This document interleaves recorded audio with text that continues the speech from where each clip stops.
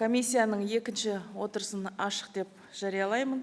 Ең алдымен комиссия мүшелеріне алдыңғы отырыс барысында нәтижелі және мазмұнды жұмыс өткен үшін алғысымды білдіремін. Естеріңізге салып кетейін, біздің комиссияның қарауына 2000-нан астам ұсыныстар түсті.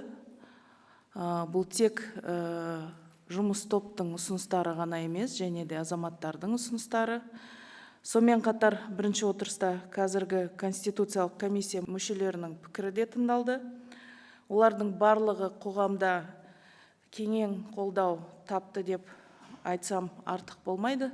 Өздеріңіз көрдіңіз, оқыватсыз. Келіп түскен ұсыныстар жиынтық кестеге жүйеленді. Енді бүгін біз осы кесте бойынша біраз пікірталастар болады бізде. Бүгінгі екінші мен үшінші отырыста Конституциялық комиссияның жұмысы алғашқы отырыстан бастап ашықтық принцип бойынша негізінде өткізіліп жатыр. Сонымен қатар бүгінгі отырыстың Конституциялық сотының әлеуметтік желілерінде, сондай-ақ арнайы ашылған Конституциялық реформа 2026 телеграм каналында тікелей трансляциядан көрсетіліп жатқанын айтқым келеді. Азаматтар тікелей эфир арқылы сарапшылардың көзқарастарын және өзге азаматтардың бастамаларын көре алады. Мұндай диалог форматы реформаның негізгі қағидатын айқын көрсетеді.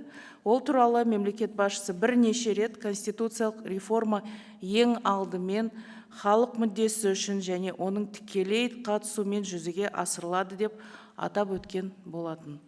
Жобаны әзірлеу процесі конституциялық өзгерістердің заңдылығын қамтамасыз ету үшін ашықтық қағидатына сай жүргізілу керек екен тағы да атап өткім келеді.